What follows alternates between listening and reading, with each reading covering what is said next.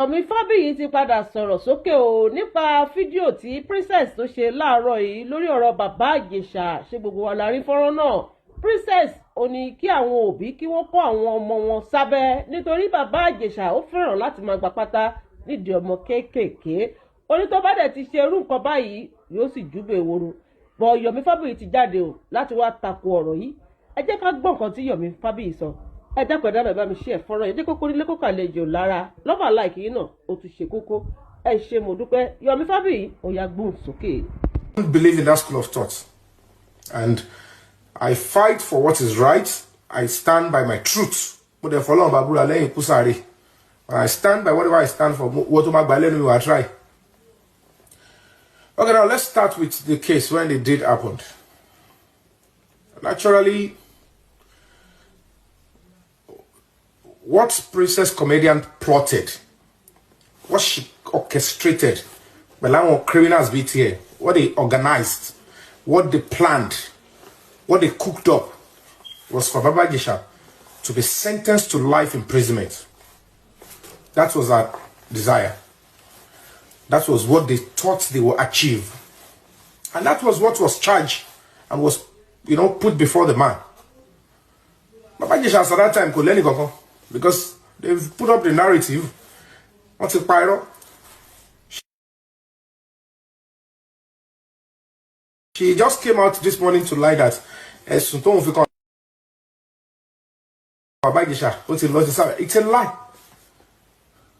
You lied that Baba Ijesha ba omodu meje sun, which turned out to be a total lie. And we fought seriously against that as a human rights organization with very brilliant lawyers. They fought and we were able to establish the truth, not just because there is process of the law. Evidence to your princess at Tiolopa as Joba Teloshi.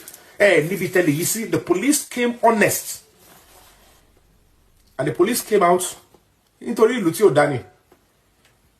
And it's because the state government was involved, and everybody always believed that government does not lose the own case. But it took the risk that we have to take and face the government. Because in the case file, in the docket that was sent to government, after Baba Ijesha was lured to come and act movie, he was princess. You lured him to come and act movie, and the evidence was tendered in court and admitted, even by the government lawyer. They could not refute it.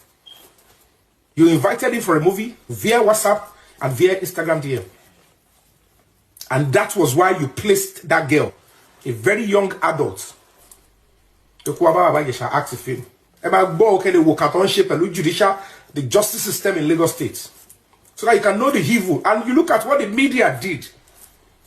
If not because people were salon, I will be in court against her. And we were still going to come for you. I will still come for you. And I'm a human rights activist. I don't do selective activism. And I don't do sentiment.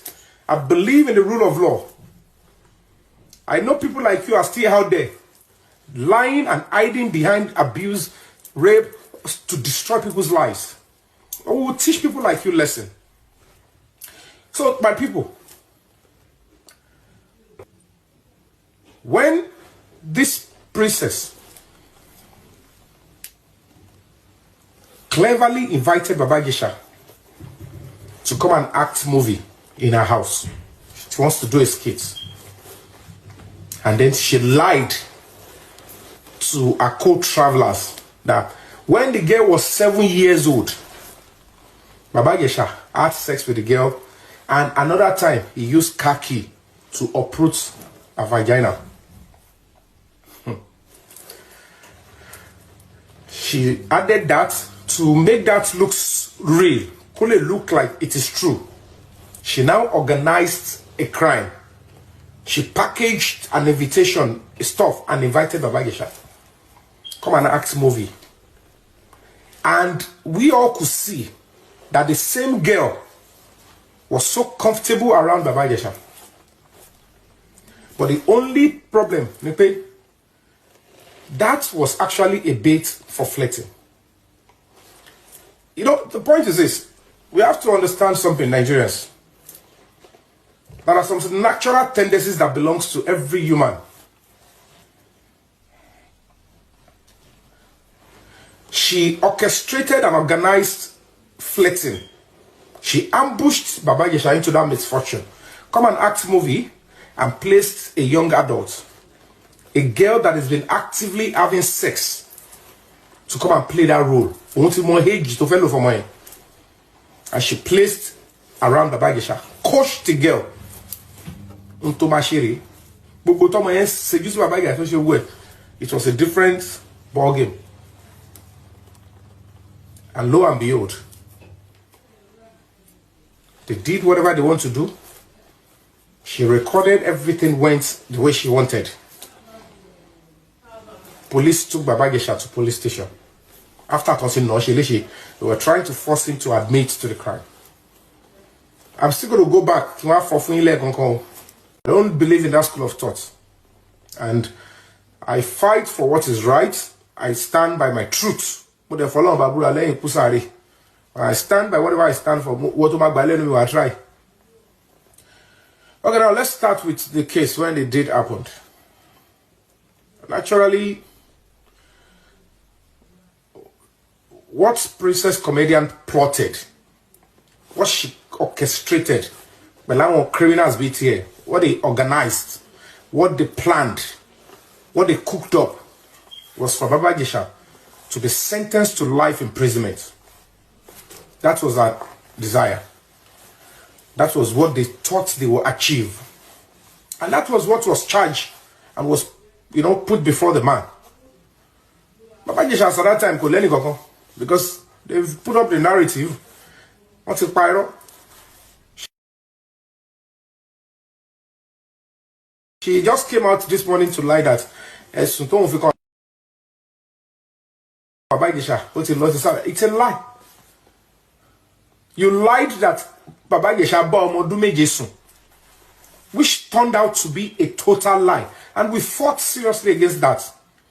As a human rights organization with very brilliant lawyers, they fought and we were able to establish the truth. Not just because there is process of the law. Evidence to your pé ìwọ princess àti ọlọ́pàá àti ìjọba tẹ́ lọ ṣe níbi tẹ́lẹ̀ yìí sí. The police came honest. And the police came out nítorí ìlú tí ò dání. And it's because the Lagos State government was involved, and everybody always believed that government does not lose the own case. But it took the risk that we have to take and face the government. Because in the case file, in the docket that was sent to the government, after Baba Ijesha was lured to come and act movie, he was princess, you lured him to come and act movie, and the evidence was tendered in court and admitted, even by the government lawyer. They could not refute it. You invited him for a movie via WhatsApp and via Instagram DM. And that was why you placed that girl, a very young adult, to Baba Ijesha act with him. The justice system in Lagos State, so that you can know the evil. And you look at what the media did. If not because people were saloni, we'll be in court against her. And we're still going to come for you. I will still come for you. And I'm a human rights activist. I don't do selective activism. And I don't do sentiment. I believe in the rule of law. I know people like you are still out there, lying and hiding behind abuse, rape, to destroy people's lives. We will teach people like you lesson. So, my people, when this princess cleverly invited Baba Ijesha to come and act movie in her house, she wants to do a skit, and then she lied to her co-travelers that when the girl was 7 years old, Baba Ijesha had sex with the girl, and another time he used car key to uproot a vagina.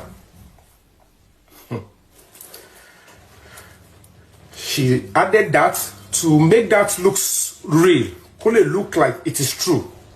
She now organized a crime. She packaged an invitation, stuff, and invited Baba Ijesha. Come and act movie.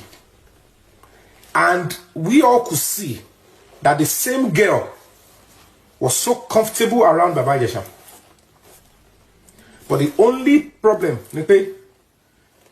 that was actually a bait for flirting. You know, the point is this. We have to understand something, Nigerians. There are some natural tendencies that belongs to every human. She orchestrated and organized flirting. She ambushed Baba Ijesha into that misfortune. Come and act movie and placed a young adult, a girl that has been actively having sex, to come and play that role. And she placed around Baba Ijesha, coached the girl into Mashiri. It was a different ball game. And lo and behold, they did whatever they want to do. She recorded everything went the way she wanted.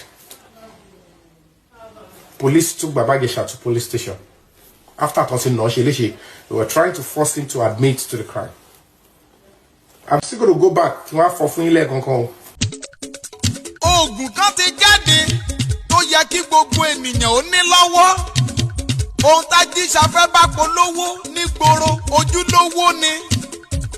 Àwọn àjọ NAFDAC wọ́n fòǹtẹ̀lù wọ́n ló dára fún gbogbo ẹ̀dá ènìyàn.